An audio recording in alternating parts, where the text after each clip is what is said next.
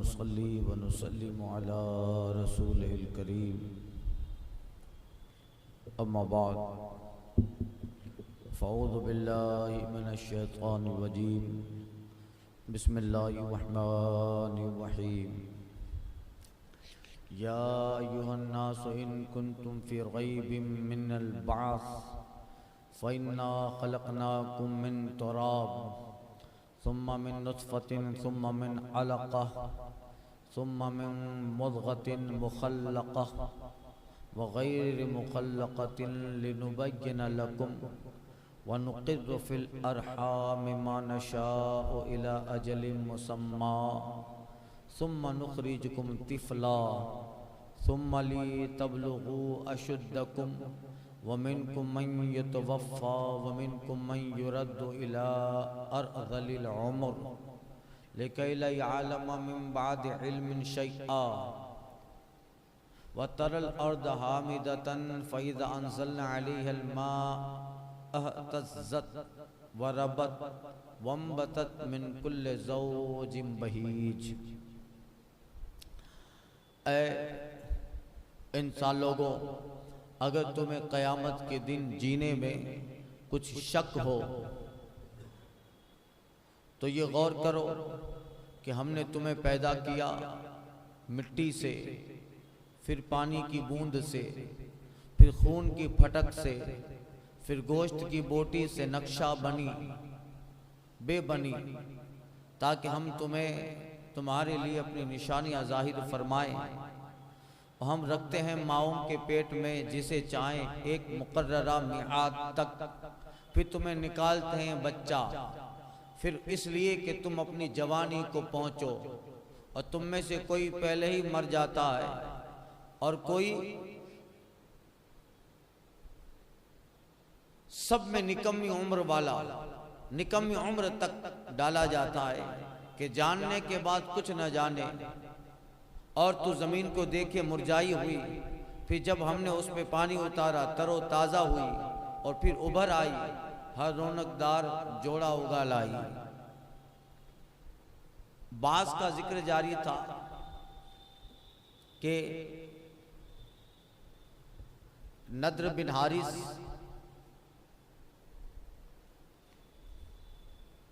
के ताल्लुक से कल अर्ज किया था। वो सख्त झगड़ालू बेइल्म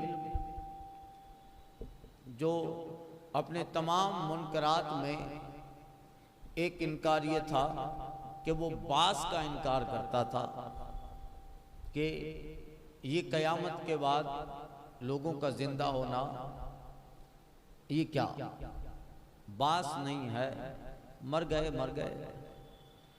कल बताया था कि हर जमाने में क़यामत और बास के मुनकिर जरूर हुए हैं। ये ऐसी चीज है जिसको साइंटिफिक तौर पे नहीं समझाया जा सकता कि मशीन बता दे। इसके लिए मौजज़ात हैं। तो हर दौर में जिन्होंने बास का इनकार किया उसके लिए मौजज़ात या कुदरत इलाही ने निशानियां बता दी। जब उज़ैर अलैहिस्सलाम के ज़माने में इनकार था तो 100 साल के बाद उठाकर बताया कि बास है। असहाब कहफ के ज़माने में इनकार हुआ तो बताया कि 309 साल के बाद जब उठ सकते हैं तो क़यामत में भी उठना मुमकिन है। और बैतुल मुक़द्दस को वीरान करने के बाद आबाद करना इस बात की दलील थी कि जो बैतुल मुक़द्दस की वीरानी के बाद उसे आबाद कर दे तो यकीनन इस दुनिया और ज़मीन की वीरानी के बाद भी वो रब वापस इन सब को एक ऐसी जगह मजमे में जमा करेगा जो जिस हाल में मरा था उस हाल में उठेगा। और ये कुदरत की निशानियां बता रही है कि जो कुछ न था तो उसे इंसान बनाकर जवानी बच्चा बुढ़ापे तक रब ले जा सकता है, फिर मौत दे दे जो कुछ नहीं था और सब कुछ बना सकता है। तो इस बनने के बाद बंदा मर जाए तो उसी को क्यों नहीं उठा सकता। अब फरमाया जा रहा है या अय्युन्नास, ऐ लोगों, इन कुन्तु फी रैबिम मिनल बास, अगर तुम्हें कयामत के दिन जीने में कोई शक है तो ठीक है, हम तुम्हें तुम्हारी जानों में एक निशानी बता देते हैं जिससे पता चलेगा कि बास है, अल्लाह इस बात पे कादिर है। वो क्या है? इन्ना खलक़नाकुम मिन तुराब, हमने तुम्हें मिट्टी से बनाया, सुम्मा मिन अलक़ा, फिर पानी की बूंद दे डाली, फिर पानी की बूंद से मिन अलक़ा, जमा हुआ खून, खून की फटक, सुम्मा मिन मुदग़तिन मुख़ल्लक़ा, फिर उसी जमे हुए खून की जो गोश्त की बोटी है उसे नक्शा बनाया, गैर मुख़ल्लक़, कुछ बना कुछ बेबना नक्शा। आगे आ रहा है, यानी बच्चा कोई ऐसा होता है खूबसूरत हसीन व जमील, कोई हुस्न से खाली, क्यों? लिनुबय्यना लकुम, ताकि हम तुम्हें बता दें अपनी निशानियां।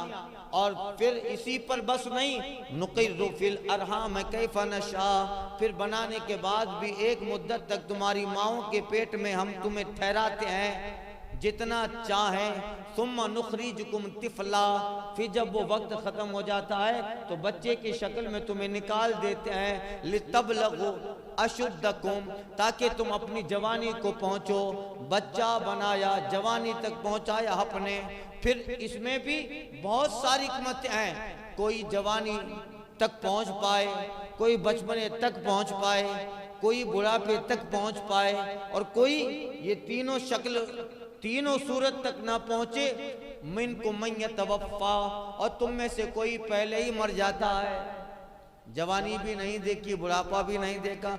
वमिनुम मन युरद्दु इला अर्ज़लिल उम्र, और कुछ वो हैं जो निकम्मी उम्र तक डाले जाते हैं। निकम्मी उम्र यानी बंदा किसी काम का ना, 60 साल के बाद, 70 साल के बाद बिल्कुल बूढ़ा हो जाए तो कुदरत की निशानी है। क्यों? फिर जब बंदा बूढ़ा हो जाता है, लिकैला यालम मिन बाद इल्मिन शैआ, के जानने के बाद कुछ ना जाने, तजर्बाकार, होशियार, हर फन मौला, मगर जब बूढ़ा हो गया तो सब गायब, जानने के बाद कुछ नहीं जानता। कुछ ये तो इतने बूढ़े हो जाते हैं कि बुढ़ापे में अपना नाम तक याद नहीं रहता, वतन तक याद नहीं रहता। ये आम लोगों की बात है, इस हाल से अंबिया खाली हैं। सुनो उसकी तफसीर आ रही है। अब फरमाया, ऐ लोगों, बास का इनकार करने वालों, वयत्तबिउ कुल्ल शैतानिन मरीद, अपने कौल फेर अकीदे में मरदूद शैतान के फरमा बरदारो, अगर तुमको क़यामत में दोबारा जिंदा होने का यकीन नहीं है, रैबियत में पड़े हो, शक में पड़े हो, तो जरा अपनी पैदाइश पे गौर फिक्र कर लो, अपनी खलकत पर गौर फिक्र करो। तो तुम्हारी अव्वल पैदाइश तुम्हें दूसरी पैदाइश, देखिए क़यामत की हमारी पैदाइश दूसरी पैदाइश है, कुछ नहीं है, फिर सब कुछ होके दोबारा आ जाएंगे, तो वो दूसरी पैदाइश। तो फरमाया जा रहा है अपनी पहली पैदाइश पे गौर व फिक्र करके दूसरी पैदाइश का यकीन हो जाएगा। और जो शैतानी रैब है, बास के ताल्लुक से शैतानी शक है, वो खत्म हो जाएगा, जिस शक की बुनियाद पर कुदरत के मुनकिर बने हैं लोग। गौर करो, हमने तुम इंसानों को उसी जमीन मिट्टी से पैदा किया, खलक़नाकुम मिन तुराब, इसी मिट्टी से पैदा किया, और फिर मिट्टी से बीज, बीज से सब्जियां, सब्जियात से गज़ा, और उसी गज़ा से मर्द और औरत में नुत्फा पैदा किया। बंदा खाता है उसी से तो नुत्फा होता है। फिर मर्द की पुष्ट से औरत की तराई सीना से मुंतकिल होकर रहमे वालिदा में आया, वही नुत्फा यहां से मुंतकिल होता हुआ रहमे वालिदा में आया, उसको वहां अलका बनाया, अलका फरमाया, सुम्मा मिन नुत्फतिन सुम्मा मिन अलका, फिर वहां से मुंतकिल होते जमा हुआ गोश्त, जमा हुआ गोश्त, फिर उस जमे हुए खून को मुद्गा, सुम्मा मिन मुद्गा मुखल्लक़तिन व गैर मुखल्लक़ा, फिर उसी गोश्त की बोटी से नक्शा बनी बेबनी, आला हज़रत का तर्जुमा, नक्शा बनी बेबनी, यानी जमे हुए खून को मुद्गा, गोश्त का लोथड़ा बनाया, फिर गोश्त के लोथड़े से शाखें फूटी, शाखें फूटी, फिर जो जाहिरी शाखों से जाहिरी आज़ा बनते गए, जिस तरह दरख्त में शाखें फूटती है, हमारे जिस्म के उसी गोश्त से शाखें फूटी, जिसको हमने आज़ा का नाम दिया, नसों का नाम दिया, रगों का नाम दिया।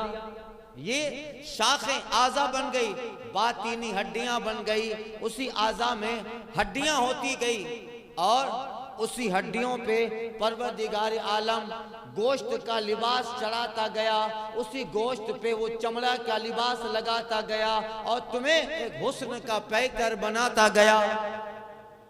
कैसी अजीब कुदरत है, कोई मशीन फीट है क्या, अंदर कोई कारखाना है? मगर गरीब हो अमीर हो, गरीब की बीवी हो अमीर की बीवी हो, गोरे की बीवी काले की बीवी, इस पैदाइश में फर्क नहीं बनता, इस पैदाइश में फर्क नहीं बनता कि शहनशाह की बीवी है तो उसी के पेट में इसी अजीम कुदरत से बनाएंगे, नहीं, जिस तरह बादशाह की बीवी के पेट में ये सारी कुदरत की निशानियां जाहिर हैं, उसके वजीर और उसके आम रियाया की बीवी के पेट में भी इसी तरह नुत्फा शक्ल पाता है, कोई फर्क तफरीक नहीं है। तो फिर इंसानी आज़ा, बातिनी हड्डियां इंसानी जिस्म में फैलती गई, अब पसलियों की हड्डियां, चेहरे की हड्डियां, हथेली की हड्डियां, सबकी तादाद, सबसे सख्त हड्डी दांतों की हड्डी होती है, सबसे सख्त हड्डी दांतों की, और सबसे जो है इसी तरह नाखून की हड्डियां, और फिर उन्हीं हड्डियों में इंसानी जिस्म में अल्लाह ने 80,000 मसामात रखे हैं। कितने अतिब्बा कहते हैं, तबीब डॉक्टर कहते हैं 80,000 मसामात खलिए। अगर मसामात ना होते, यानी उसको आम तौर पे समझ लो कि मसामात है तो हर चीज का एहसास है, जबान में मसामात बाकी है तो चखने की कुव्वत बाकी है, मसाम बाकी है तो आपको यहां मारूं तो लगेगा। ये सारे मसामात अगर ये बंद कर दिए जाए तो वो हिस्सा सुन हो जाता है, दर्द महसूस नहीं होता। इंजेक्शन से मसामात ही बंद कर दिए जाते हैं। इंजेक्शन जो लगता है ना, जैसे कहीं ऑपरेशन करना है तो उस जगह इंजेक्शन लगाया जाता है, तो उससे मसामात बंद कर दिए जाते हैं, यानी उतने हिस्से की जो कायनात है, और उन खून गोश्त रगों, और उन रगों में जरासीम, खून के सारे बैक्टीरिया, खून का दौरान, और इस कायनात में उस रग की, उस हिस्से की जो दुनिया है, थोड़ी देर के लिए उस दुनिया को सुला दिया जाता है तो कहा जाता है मसामात बंद हो गए। फिर डॉक्टर चीर फाड़ करता है, पता तक नहीं चलता, पता मसामात बंद कर दिए जाते हैं, वो कायनात बंद हो जाती है। फिर अतिबा के नजदीक सुभान अल्लाह इंसानों के उसी खून 4 डिग्री पे उसको तकसीम किया है, इंग्लिश में उसको ग्रुप कहते हैं। फिर उसी में अल्लाह ताला ने इंसान के जिस्म में कितनी मिकदार में खून कहाँ रखना है, किस तरीके से रखना है, अतिबा के नजदीक आम ब्लड प्रेशर 20 से 12 तक, फिर किसी के जो है को मुखल्लका कर दिया, यानी अल्लाह ताला ने किसी बंदे को मुखल्लका ये सब कहकर उसे काबिल मुकम्मल एक नक्शा बना दिया, पैदाइश विलादत दे दी, और फिर आगे चलकर वो आदमी बन गया। और किसी को गैर मुखल्लका रहने दिया, इस तरह के लोथड़ाई रहा, इस तरह के आज़ा बन गए, फिर कुछ न बना, या इस तरह के तमाम आज़ा बन गए मगर बच्चे में जान ही न आई। इसी तरह ये सब मुखल्लका गैर मुखल्लका रह के ज़ाय हो गए। दर्जा बदर्जा इंसान की पैदाइश इसी तरह अदम से वजूद में, निस्त से हस्त में आती गई। ये शक्ल, ये अक्ल, ये नाक, ये नक्शा, ये बेमिसाल तरतीब और तरसीब से हुस्न और जमाल उन कुदरत वाले रब की कि अल्लाह अकबर इस अजीम शान से बनाए। सबके बनने की थ्योरी है, सबके बनाने वाले फरिश्ते हैं, रूह फूंकी जाती है, फूकने का तरीका है, फरिश्ते जो आते हैं उस फरिश्तों की कारकर्दगी है। सबके जिस्म के अंदर रहमे मादर में ये जो बच्चे बनने की सूरतें हैं, नुतफा, अलका, मुदगा, मुखल्लका, गैर मुखल्लका, तिफल, बच्चा, यानी ये सारी चीजें सब एक ही तरह मगर पैदा होने वाला मुख्तलिफ। पैदा होने वाला, कोई मशीन बनाओ तो मशीन जिसको कबूल करेगा, इधर से वो चीज डालो, दूसरी जगह से वो चीज बन के निकलती, तो जैसा उस मशीन में फिट होगा वैसा ही निकलेगा, वैसा ही निकले। मगर अल्लाह अकबर, सारी अंदर की कुदरत की टेक्निक एक ही है, मगर निकलने वाला, हर निकलने वाला बाद वाले से अलग है। हुस्न अलग, जमाल अलग, नाक एक ही जगह, सबकी कान एक जगह, सबकी आंखें एक जगह, सबके बाल एक जगह, सबके जिस्म के खद्दो खाल एक जगह, सारी चीजें एक तरह मगर फिर भी शक्ल में फर्क है। किसी का चेहरा नहीं मिलता। अरे आज तो दुनिया ने तहकीक कर दी, चेहरा तो जाने दे, किसी के अंगूठे के जो ये निशानात हैं, लकीरें हैं, फिंगरप्रिंट जिसे कहते हैं, वो नहीं मिलते। और आपको कुदरत पे और ताज्जुब होगा कि अल्लाह अकबर, अगर किसी का अंगूठा जल भी जाए, जलने के बाद नया चमड़ा आए, जलने से पहले जो फिंगरप्रिंट से उसमें जरा बराबर फर्क नहीं। अल्लाह अकबर, देखिए कितनी कुदरत की अजीम निशानियां हैं।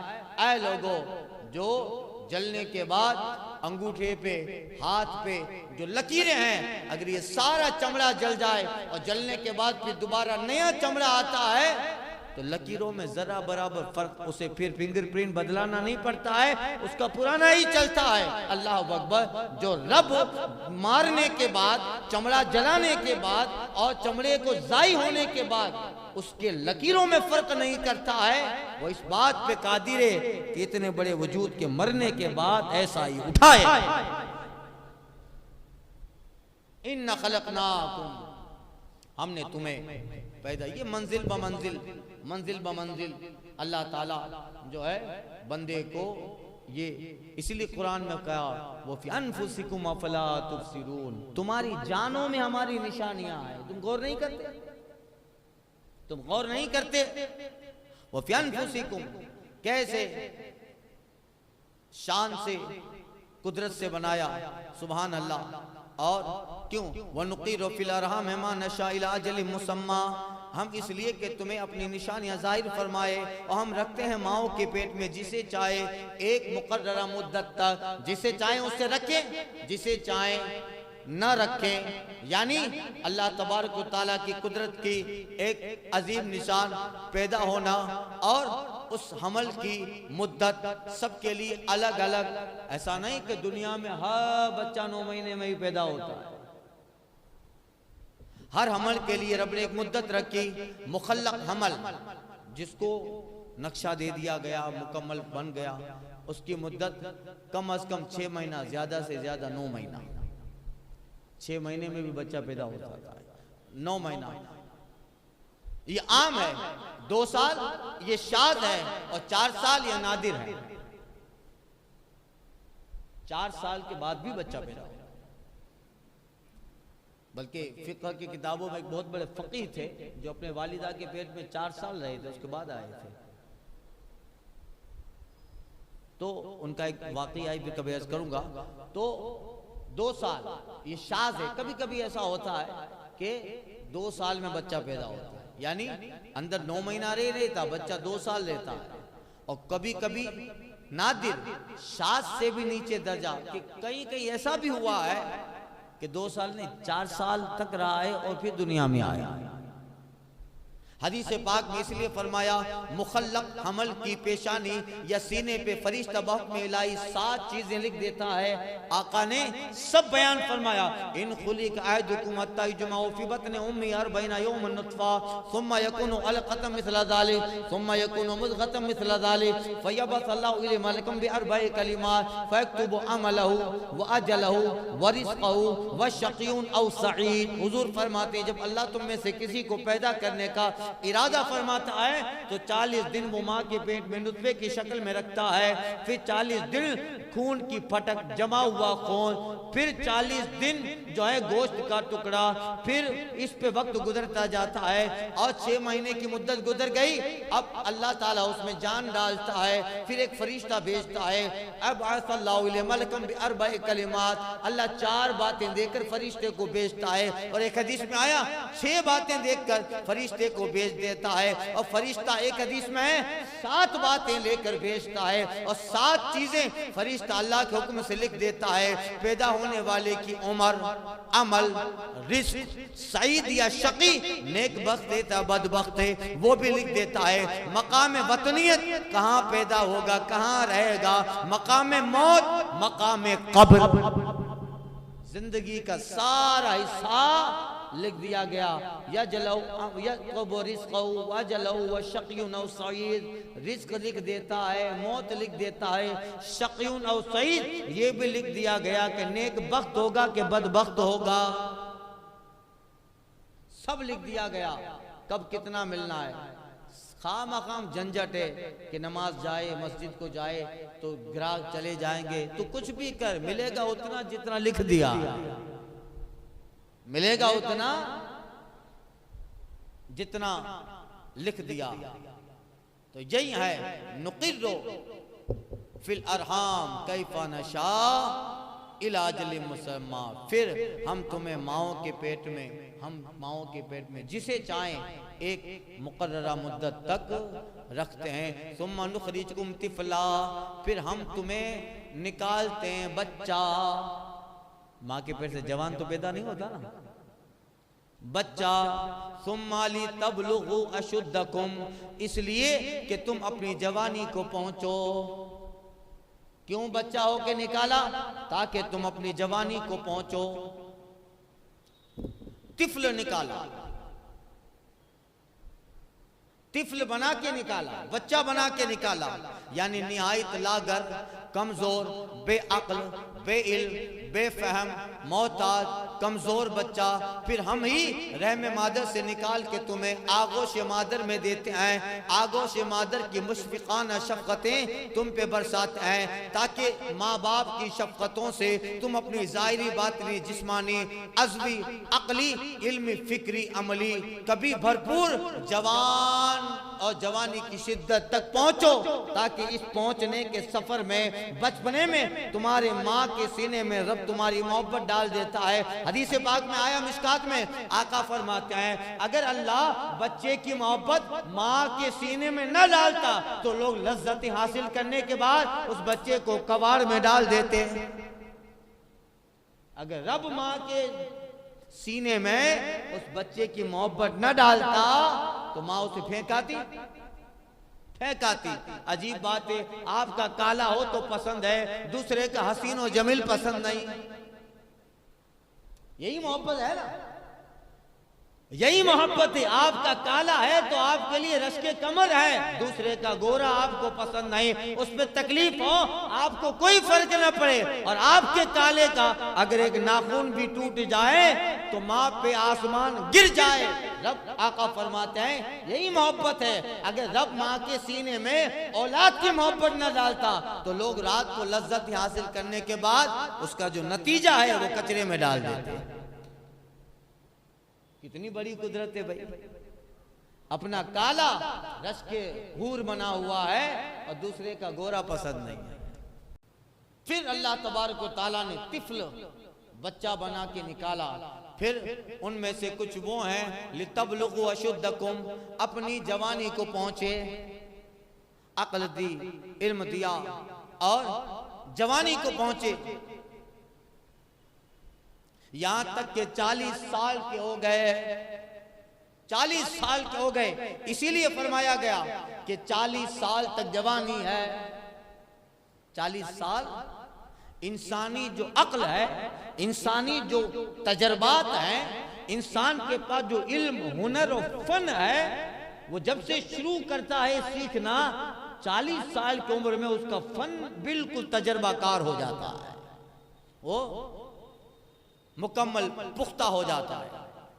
और 40 साल जो होता है ना, लोगों में मकबूल माना जाता है। ये अवाम की अशद उम्र का जिक्र है। अवाम में 40 साल मकबूल होते हैं। अंबिया किराम तो बचपन ही में अक्ल और इल्म के उरूज पर पुख्ता कमाल पे होते हैं। उनके बचपने की बात नहीं है, उनका बचपना तो लोगों के तजर्बे से बेहतर होता है। इसलिए कि तजर्बे का ताल्लुक अक्ल से है। अंबिया किराम के ज़हनो फिक्र में जो आता है उसका ताल्लुक वही इलाही से है। तो ये उनकी बात नहीं। इसीलिए उन्हें 40 साल की उम्र में इज़्न नबूवत मिलता है, अवामी मकबूलियत होने के एतबार से, ताकि अवाम की नज़र में उम्री ना मकबूलियत का बाइस ना बने। अंबिया किराम अगर, इसलिए उनको उस उम्र से तबलीग का हुक्म होता है। वरना लोग कह देते, बूढ़ा आदमी कह देता अरे यार 30 साल का है क्या माने। बहुत सारे लोग होते हैं बूढ़े हो गए, तजुर्बाकार हो गए, तो जो 30, 32, 35 साल में लोग कुछ कहेंगे तो नहीं मानेगा, क्या बच्चा है, उसके नजदीक तो बच्चा ही हुआ। तो 40 साल पुख्ता उम्र होती है इस तरह कि वो जो है ऐसी है जिस पे तजर्बात मुकम्मल होते हैं। इसलिए अक्सर अंबिया किराम ने तबलीग का आगाज 40 साल में किया। अगर वो 20 साल में कर देते, 25 साल में, जबकि वो करते ही रहे, मगर ऐलान नबूवत भी कर देते 25 साल में, तो जो उस आबादी का, कैसे कैसे लोग गुजरे थे अंबिया के ज़माने में, तो उस आबादी का जो बूढ़ा हो, तजर्बाकार होता, वो उस बात को नेगलेक्ट कर देता, अरे बच्चा है। जबकि अंबिया किराम के बचपन की बातें भी बूढ़ों के तजर्बे से 1000 गुना, करोड़ों गुना बेहतर है। तो यही है। और फिर अल्लाह की कुदरत देखिए, सब कोई रहे, कोई बच्चा बन के रहा तो जवानी तक पहुंचा, कोई बचपने में इंतकाल किया, कोई जवानी से पहले इंतकाल कर गया। वमिनकुम मन युतवफ़्फ़ा वमिनकुम मन युरद्दु इला अर्ज़लिल उम्र लिकै ला यअलमु मिन बाद इल्मिन शैआ। ये कुदरत हिकमत कुदरत की एक अजीम निशानी है, जो इबरत आखिरत के लिए दिन रात तुमको दिखाई जा रही है। ऐ लोगों, गौर फिक्र करो। तुम में से कुछ लोग अपने बचपन, बुलूगत, जवानी ही में अपनी उम्रें पूरी करके फोत हो जाते हैं, और कुछ लोग बाकी रहते हैं कमजोर और निकम्मी उम्र 90 साल 100 साल तक, ताकि फिर बचपन की तरह बेइल्म बेअक्ल हो जाएं, इल्म से इस्तिफादा न कर सके और अपनी असल हकीकत को जान ले जो बचपन में न जान सकते थे। इल्म हुनर के बाद अब बुढ़ापे में एक ऐसा वक्त आया कि फिर बचपना है। सूरह यासीन में अल्लाह फरमाता है, वमन नुअम्मिरु नुनक्किसु फिल खल्क़, अल्लाह फरमाता है हम जिसे लंबी उम्र देते हैं उसे फिर बचपने की तरफ पलटा देते हैं, फिर बचपने की तरफ पलटा देते हैं। अजीब बात है, जिंदगी पूरी इसमें गुजार दी, पढ़ते पढ़ते पढ़ते इतना पढ़ा, फिर जब बचपन बुढ़ापा हो गया तो फिर ऐसा ही आया जैसे बचपना तो कुछ है ही नहीं। मगर ये आम लोगों के लिए है। उलमा बयान करते हैं कि इससे उलमा महफूज रहते हैं। वो जितना पढ़ते हैं उनका इल्म तजर्बा उतना ही पुख्ता होता है, और इल्म नबवी की बरकत से आखिरी उम्र तक उनके अक्ल के सारे तार सलामत रहते हैं। अल्लाह अकबर। आला हजरत का आखिरी वक्त था, आखिरी अयाम थे आला हजरत के, बीमार थे। आला हजरत की एक साहबजादी आई तो आला हजरत इमाम अहले सुन्नत उसका नाम भूल गए, अपनी साहबजादी का, मगर उसी उम्र में किस किताब में कौन सा वाला, किस किताब की किस सतर पर ये बात लिखी है, वो सारा आला हजरत के दिमाग में महफूज है। बताइए, अपने जहां तक जात का ताल्लुक है उस उम्र में अपनी जो है साहबजादी का नाम दिमाग में नहीं आ रहा, मगर अल्लाह अकबर कौन सी किताब में कौन सा मसला किस सफ़े पर है, इबारत भी, सफ़ा नंबर और नाम किताब और तस्रीफ भी मालूम। अल्लाह अकबर, यह है ताकि अपनी असल हकीकत को जान ले जो बचपन में ना जान सके थे। अपने इल्म, हुनर और ताकत, हुस्न जवानी पे गुरूर किए फिरते थे।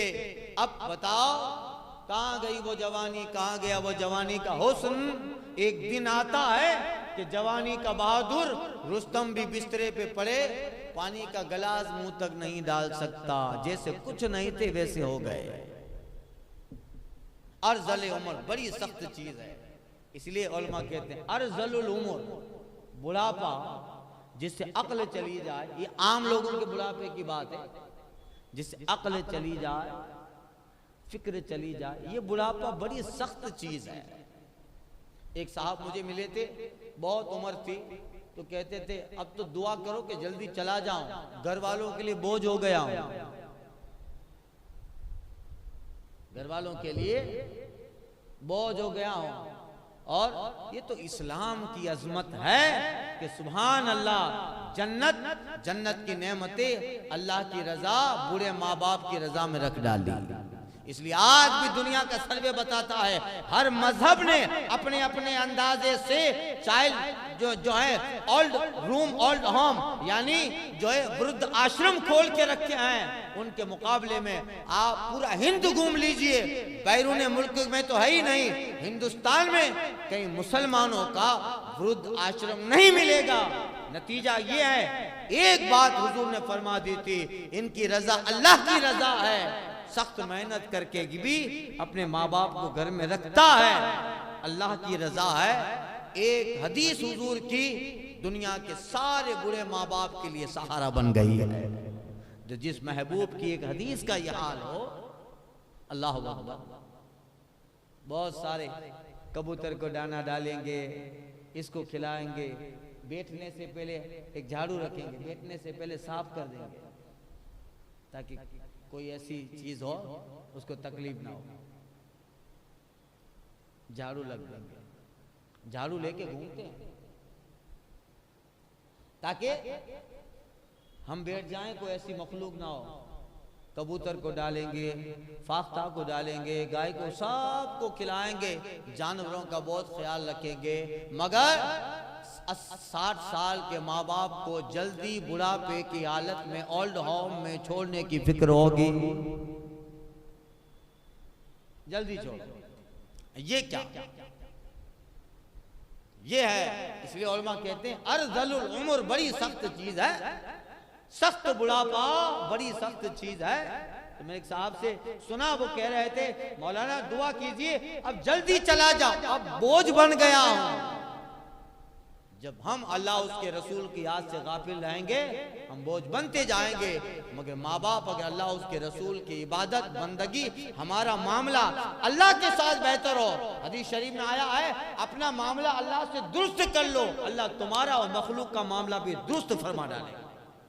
अल्लाह से अपना मामला अच्छा कर लो तो मखलूक से भी मामला अच्छा हो जाए। तो फिर ऐसे माँ बाप जो इबादत में जिंदगी गुजार दी और बुढ़ापे में भी तस्बीह वगैरह में लगे हुए, औलाद समझती है कैसे भी है, घर में जिक्र फिक्र करते रहते, बरकतें मिलती रहती है क्या? तो ये है, ये सिर्फ इस्लाम में मिलेगा आपको। तो उलमा कहते हैं अर्ज़लुल उम्र बड़ी सख्त चीज है।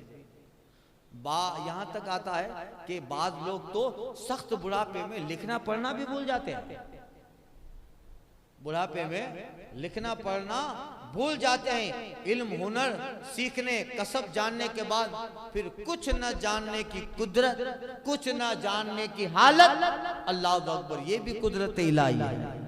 अल्लाह अकबर।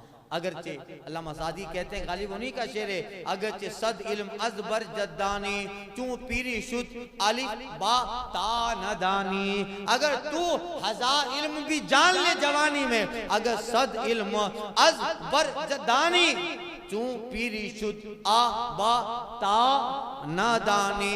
अगर तू 100 इल्म भी जान ले मगर बुढ़ापे में अलिफ बा ता जानने के काबिल नहीं रहता। अगर 100 इल्म अज बर जदानी चू पीरी शुद्ध अलिफ बा ता नदानी। तो ये है जो 1000 इल्म जानने वाला एक मंजिल रहती है, फिर अलिफ बे भी नहीं जानता। अल्लाह यही है। तो ऐ लोगों, इसमें बताया गया इस तगय्युर सिर्फ हमने आसमान और जमीन और इन सब में तगय्युर नहीं रखे, वफी अनफुसिकुम, अपनी जानों में देखो कितना तगय्युर तबद्दुल। और इस तगय्युर इस तब्दीली में हिकमत रब्बानी है कि कोई बंदा अपनी किसी बुलंदी बड़ाई पढ़ाई पर नाज और नखरा भरोसा गुरूर न करे, न उम्र पर, न कुव्वत पर, न ताकत पर, न हुनर, न जवानी पर, न इल्म पे, अकल पर, किसी पर ताकत पर और भरोसा गुरूर गमन तकब्बुर न हो। अभी वक्त पड़ा है, आगे आ फिर बताते हैं कि जवानी कहां गई, हुनर कहां गया जिस पे तकिया था। यही है। हाँ, अभी वक्त पड़ा है, अब वक्त में थोड़ा कुछ कर ले। आलादत कहता है ना, उतरते चांद ढलती चांदनी जो हो सके कर ले, अंधेरा पाक आता है ये 2 दिन की उजाली है। अंधेरा पाक, पाक संस्कृत का शब्द है पाकशित। हफ्ते को सप्ताह कहते हैं, महीने को मासिक कहते हैं, तो 15 दिन को पाकशित कहते हैं। क्या कहते हैं? पाकशित। पाक 15 दिन के बाद चांद घटता है ना, घटते घटते 28 को ऐसा हो जाता है कि गायब भी हो गया। तो कहा कि जब निकला था तो बचपना है, बढ़ते बढ़ते जब 14वीं का हो गया तब जवानी आ गए, अब खत्म। अब जवानी के बाद तीसरा पीरियड बुढ़ापा है, होते होते पता नहीं कब गायब हो जाए। इसलिए जो वक्त आता है उसको गनीमत जान, इबादत कर ले। उतरते चांद ढलती चांदनी जो हो सके कर ले, अंधेरा पाक आता है ये 2 दिन की उजाली है, फिर कब खत्म हो जाए। तो यही है। तो फरमाया, और इसी तरह दूसरी मिसाल दी गई, वह तर लर्द हामिदा फैदा अंज़लना अलैहिल मा एहतज़्ज़त वरबत वंबतत मिन कुल्लि ज़ौजिन बहीज।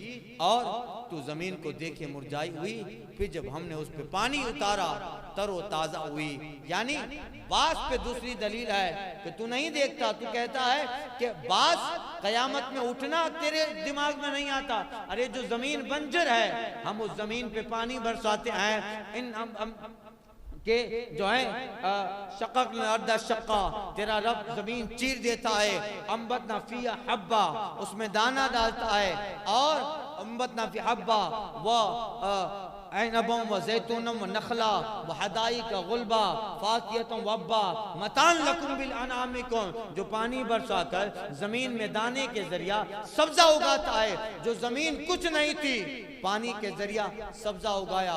तो जो रब बंजर जमीन पे सब्जा उगा सकता है, तो इस जिस्म के खाक में मिल जाने के बाद वो रब यकीनन इस बात पे भी कादिर है कि फिर दोबारा कयामत में उठाकर हश्र के मैदान में ले आए। पास हक है। और वरबत मोहम्मद मिन कुल्ले ज़ौजिन बहीज, फिर पानी उतारा, तरो ताज़ा जमीन हुई और फिर उभर आई, हर रौनकदार जोड़ा उगा लाई। फिर ऐसे होगी कि सब्जियां देखो, सब्जियों के जोड़े देखो, सब्जियों में भी जोड़े होते हैं ना, उनके जोड़े देखो। अल्लाह अकबर। ये दलील है कि अल्लाह तबारक व तआला हर चीज पर कादिर है। क्यों? इसलिए ज़ालिका, तर्जुमा सुन लीजिए सिर्फ, ज़ालिका बिअन्नल्लाहु हुवल हक़, ये इसलिए कि अल्लाह ताला ही हक है। खुलासा ये इसलिए अल्लाह ही हक है। वन्नहु युहील मौता, और ये इसलिए कि वही मुर्दे जिलाएगा। वन्नहु अला कुल्लि शैइन कदीर, और ये सब इसलिए है ताकि तुम जान लो कि वो हर कुछ सब कुछ कर सकता है। तो जब वो कर सकता है सब कुछ, तो सुनो, अन्न सात आतिया, तो अब याद कर लो कि कयामत आने वाली है। शक था कि कयामत में कैसे जमा होंगे, तो अब जब इतना सब कुछ बता दिया पैदाइश से लेकर जवानी और बुढ़ापा, जमीन के बंजर होने से सब्जा उगाने तक, मौत के बाद जिलाने तक, जब इन सब पे अल्लाह कादिर है तो सुनो अब असल बयान हो रहा है। नदर बिन हारिस का जो वाक़या कल अर्ज़ किया कि वो क़यामत का इनकार करता था, जब ये बयान किया अब सुन लो, जब इन सारी चीजों पे रब कादिर है तो अब सभी साबित हुआ अन्न सात आतिया, और इसलिए कि क़यामत आने वाली है, ला रही बफिया, अब उसमें कोई शक नहीं है। इतनी दलीलें बता रही है कि अल्लाह जब इन सब चीजों पे कादिर है तो क़यामत में तुम सबको ले आने पर भी रब कादिर है। वन अल्लाह यबातो मन फिल कबूर, और ये इसलिए अल्लाह उठाएगा उन्हें जो कब्रों में है। उठाने का जिक्र हुआ इसलिए बास का जिक्र हुआ कि जो कब्रों में है मन, और वहां जिक्र हुआ जिलाएगा मुर्दों को, तो पता चला कि जो कब्रों में है उसको भी उठाएगा और जो कब्र में नहीं है उसे भी उठा लाएगा। तो वो कुछ गलत फहमी में न रहे कि हम तो कब्रों में है नहीं, सिर्फ कब्रे वाले।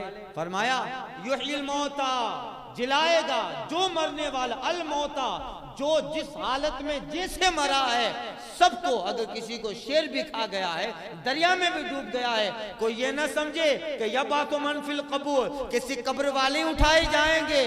तुम चाहे जलाए गए हो, समंदर में हो, तुम्हें चील कव्वे खा गए हैं, जहां भी हो वहां से निकाल निकाल कर तुम्हें वजूद देगा, सबको कयामत में खड़ा कर डालेगा। यही है, सबको जिलाएगा। तो ये अल्लाह ताला इस बात पे कादिर है। अब आगे मैंने ना से मुजादिल फिल्लाह बेगैर इल्म, नदर बिन हारिस का जिक्र हुआ था। अब यहाँ है कि वो आदमी बगैर इल्म के अल्लाह की बारगाह में अल्लाह की सिफतों में झगड़ता है। शान नुज़ूल आइंदा के दर्स में अर्ज़ करता हूँ। अल फातिहा।